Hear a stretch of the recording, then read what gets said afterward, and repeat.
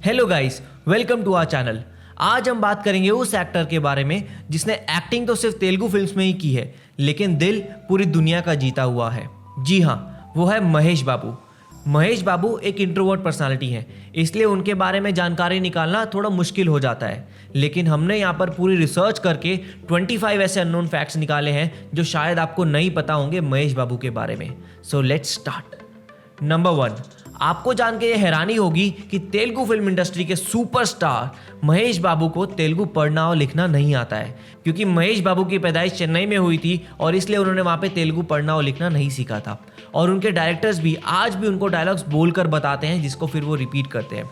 इसको महेश बाबू ने अपनी कमजोरी बनने की बजाय उसको अपनी पावर बना लिया और आज उनको दोनों भाषाएं तमिल और तेलुगु एकदम फ्लुएंटली आती हैं। नंबर 2, महेश बाबू एक महान तेलुगु एक्टर कृष्णा के सबसे छोटे बेटे हैं। उनके पिता ने 350 फिल्मों में काम किया है और वो एक्टिंग के साथ साथ प्रोडक्शन और डायरेक्शन में भी हाथ आजमा चुके हैं। उनके पिता को भी लोग सुपरस्टार ही बुलाया करते थे। नंबर 3, महेश बाबू के पिता अपने बच्चों को अपनी चमक धमक वाली दुनिया से दूर रखना चाहते थे, इसलिए उन्होंने अपने बच्चों को स्कूल में उनका असली नाम लेने से भी मना किया था।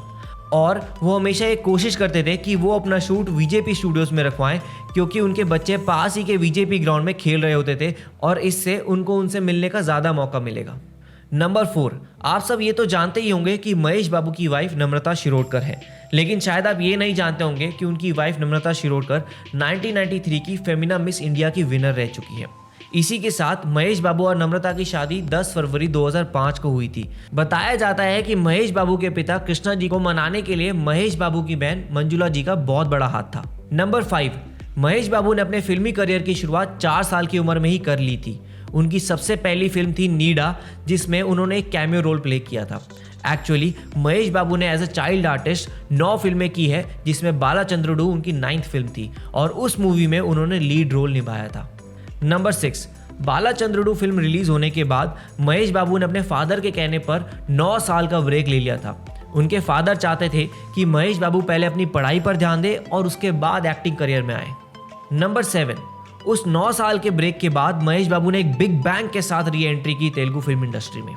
उन्होंने राजकुमारुडू नाम की एक फिल्म से डेब्यू किया था, जिसमें उनके साथ प्रीति जिंटा थी एज अ को एक्ट्रेस, और वो फिल्म बॉक्स ऑफिस पर सुपर डुपर हिट गई। उस फिल्म के लिए उन्हें बेस्ट मेल डेब्यू का अवार्ड भी मिला from international film academy awards. Number 8, Mahesh Babu की अगर कभी भी बेस्ट मूवीज की बात करेंगे तो उसमें पोकिरी का नाम सबसे ऊपर जरूर आएगा। महेश बाबू की फिल्म अथड़ू जब बॉक्स ऑफिस पर फ्लॉप चली गई थी, तो उसके बाद महेश बाबू ने 4 मंथ्स का ब्रेक ले लिया था और साथ में इस मूवी की शूटिंग के लिए उन्हें 6 मंथ्स और लग गए थे और 100 मिलियन के बजट पे ये मूवी बनी थी, पर सारे के सारे पैसे वसूल हो गए। ये मूवी ने ना सिर्फ तेलुगु बॉक्स ऑफिस के सारे रिकॉर्ड्स तोड़े, बल्कि महेश बाबू के फैन क्रेज को डबल ट्रिपल या फिर 100 गुना कर दिया। और साथ ही इस मूवी ने सिर्फ महेश बाबू के करियर को ही रिवाइव नहीं दिया था, पर साथ ही सलमान खान और तलपति विजय का भी करियर रिवाइव कर दिया था। तलपति विजय ने तमिल में इसी मूवी का रीमेक बनाया था पोकिरी के नाम से, और सलमान खान ने वांटेड नाम की मूवी बनाई थी जो इसी का ही रीमेक था। तो एक फिल्म ने कितने लोगों का भला कर दिया।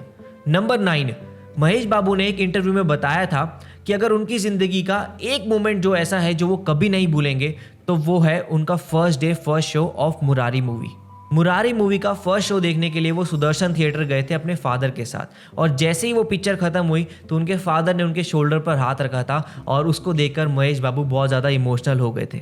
नंबर 10, जब आप इतने बड़े सुपरस्टार बन जाते हो तब कंट्रोवर्सीज भी आपका पीछा नहीं छोड़ती, और ऐसा ही कुछ महेश बाबू के साथ भी हुआ है। डोकुडू फिल्म की सक्सेस के बाद ये रूमर आ गया था कि महेश बाबू ने उस फिल्म के लिए $1.2 मिलियन लिए थे। इसके बाद उनके जुबली हिल्स के घर में इनकम टैक्स की रेड पड़ी थी, लेकिन वो रेड अनसक्सेसफुल निकली और ऑफिशियल्स को उनके घर से कुछ खास नहीं मिला। नंबर 11, महेश बाबू की एक और कंट्रोवर्सी जो सबसे ज़्यादा फेमस हुई थी, तो वो थी उनकी 2004 में पायरेसी के खिलाफ फाइट। महेश बाबू ने अपने फैंस के साथ मिलकर एक एंटी पायरेसी रेड की थी जो आउट ऑफ कंट्रोल चली गई थी।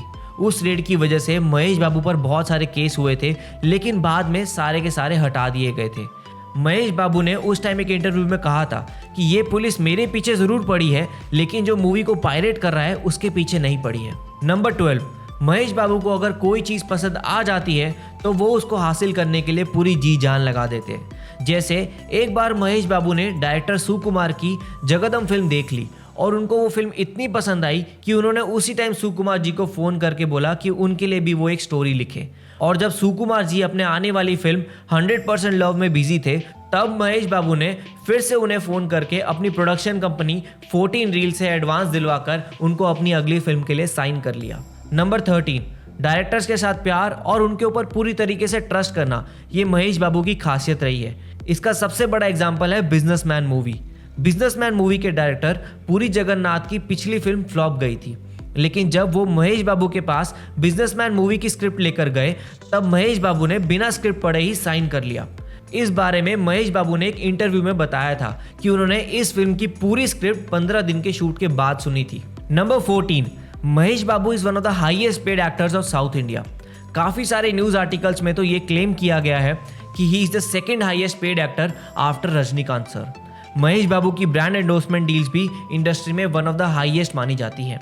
नंबर 15, इवन दो महेश बाबू सिर्फ तेलुगु फिल्म्स में ही एक्ट करते हैं, लेकिन अगर उनको हम पैन इंडिया एक्टर कहें तो वो गलत नहीं होगा। उनकी अब तो हर एक फिल्म हिंदी में डब होती है और उनकी सारी हिंदी ऑडियंस बहुत ज़्यादा इंतजार करती है उनकी हर एक लेटेस्ट फिल्म का। अभी तक महेश बाबू की अराउंड 22 फिल्म्स हिंदी में डब हो चुकी हैं। नंबर 16, इतनी कमाल की हिंदी रीच होने के बाद भी महेश बाबू का कभी भी इंटरेस्ट बॉलीवुड की साइड हुआ ही नहीं। उनको एक इंटरव्यू में पूछा गया था कि क्या वो बॉलीवुड में आना चाहेंगे या नहीं, लेकिन उन्होंने कहा था कि जब तक वो एक्टिंग कर रहे हैं तब तक वो तेलुगु फिल्म इंडस्ट्री में ही एक्टिंग करना चाहेंगे और इसी इंडस्ट्री को वो अलग ऊंचाइयों तक पहुंचाना चाहेंगे। लेकिन रिसेंटली उन्होंने अपना स्टैंस थोड़ा सॉफ्ट किया है और कहा था कि अगर कोई अच्छी स्क्रिप्ट मिलती है तो शायद वो बॉलीवुड में भी जा सकते हैं। आप लोगों को क्या लगता है कि महेश बाबू बॉलीवुड में आएंगे या नहीं, वो हमें कमेंट सेक्शन में ज़रूर बताइएगा। नंबर 17, महेश बाबू बॉक्स ऑफिस के किंग तो हैं ही, लेकिन उसके साथ वो टीवी के भी किंग हैं। उनकी लेटेस्ट 2020 में आई मूवी सरीलेरू निक्केवरू ने टीवी पर आने वाली हर तेलुगु फिल्म के रिकॉर्ड्स तोड़ दिए। इस फिल्म को अपने पहले प्रीमियर पर ही 23.4 की टीआरपी मिली, जिसने बाहुबली 2 की 22.7 की टीआरपी का रिकॉर्ड तोड़ दिया। नंबर 18, महेश बाबू की फिल्म्स इंडिया में तो धूम मचाती ही हैं, पर साथ में फॉरेन में भी कमाल कर जाती हैं। महेश बाबू की फिल्म स्पाइडर को यूएस में 1000 स्क्रीन पर रिलीज किया गया था, जो सेकंड बिगेस्ट रिलीज थी यूएस में आफ्टर बाहुबली 2। इसी वजह से महेश बाबू को उनके fans undisputed king of foreign box office बुलाते हैं। नंबर 19, महेश बाबू ने अपनी हायर सेकेंडरी स्कूलिंग चेन्नई के Saint Bede's Anglo Indian school से की थी। वो पढ़ाई में एक अबव एवरेज स्टूडेंट थे। उसी स्कूल में उनके साथ एक तमिल एक्टर कार्ति भी पढ़ते थे। कार्ति को आप उनकी फेमस फिल्म कैथी के लिए जानते ही होंगे। नंबर 20, महेश बाबू अपने सोशल वर्क के लिए जाने जाते हैं। जैसे उन्होंने रिसेंटली 2 विलेजेस अडॉप्ट किए थे, बुरीपालेम और सिद्धिपुरम, लेकिन वो कभी भी अपना फिलैंथ्रोपी वर्क लोगों को बताते नहीं हैं। पर एक इंटरव्यू में उनके को एक्टर अली बादशाह ने बताया था कि महेश बाबू अपनी अर्निंग्स का 30% दान कर देते हैं और वो बहुत सारे सोशल कॉजेस को सपोर्ट करते हैं। नंबर 21, इवन दो महेश बाबू अपनी डैशिंग लुक्स और स्टाइल के लिए जाने जाते हैं, लेकिन वो अपनी मूवीज में कभी भी टोन्ड बॉडी को प्रमोट नहीं करते हैं। वो ये मेक श्योर करते हैं कि उनकी बॉडी से ज्यादा उनकी एक्टिंग और उनका मैसेज लोगों तक पहुंचे। सिर्फ 1 नैनो कार्डिन ही एक ऐसी फिल्म है जिसमें हमें थोड़े से टाइम के लिए महेश बाबू की बॉडी देखने को मिलती है। नंबर 22, जहां तक हम महेश बाबू की अवार्ड्स लिस्ट की बात करें तो उन्हें 8 नंदी अवार्ड्स मिल चुके हैं। नंदी अवार्ड्स तेलुगु फिल्म को मिलने वाले मोस्ट प्रेस्टिजियस अवार्ड्स होते हैं। उसी के साथ उन्हें 5 साउथ फिल्म फेयर अवार्ड्स भी मिल चुके हैं। साथ ही महेश बाबू को टाइम्स मैगजीन ने 2013 में मोस्ट डिजायरेबल मैन का खिताब भी दिया था। उस लिस्ट में उन्होंने बहुत सारे फेमस बॉलीवुड एक्टर्स जैसे ऋतिक रोशन, शाहरुख खान और सलमान खान को पीछे कर दिया था।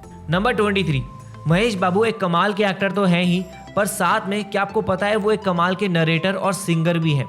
उन्होंने अपनी बिजनेसमैन फिल्म के थीम सॉन्ग के लिए अपनी आवाज़ भी दी थी और साथ में काफ़ी सारी फिल्में ऐसी हैं जैसे श्रीनु वेटला की बादशाह और त्रिविक्रम श्रीनिवास की जलसा मूवी, जिसमें उन्होंने वॉइस ओवर भी किया है।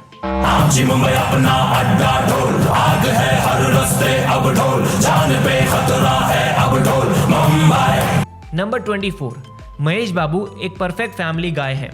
वो ज़्यादा अवार्ड फंक्शंस और पार्टीज में जाना पसंद नहीं करते हैं। उन्होंने एक इंटरव्यू में बताया था कि वो अपने शूट खत्म करने के बाद सीधा घर जाना ही पसंद करते हैं। He is a perfect husband, father and an actor. Number 25, क्या आपको पता है कि महेश बाबू का मैडम तुसाड्स में एक वैक्स स्टैचू भी है? ये स्टैचू 25 मार्च 2019 को AMB सिनेमाज हैदराबाद में रिवील किया गया था। ये पहला ऐसा मैडम टुसाड्स का स्टैचू था जो इंडिया लाया गया था। अब आप ये स्टैचू सिंगापुर के मैडम टुसाड्स में जाके देख सकते हैं। तो ये थी वो 25 अननोन फैक्ट्स की लिस्ट जो महेश बाबू के बारे में हमें लगता है शायद आपको नहीं पता होगी। लेकिन अगर आपको कोई और अननोन फैक्ट पता है जो बहुत ही खुफिया है और वो किसी को नहीं पता है तो वो हमें कमेंट सेक्शन में ज़रूर बताएगा।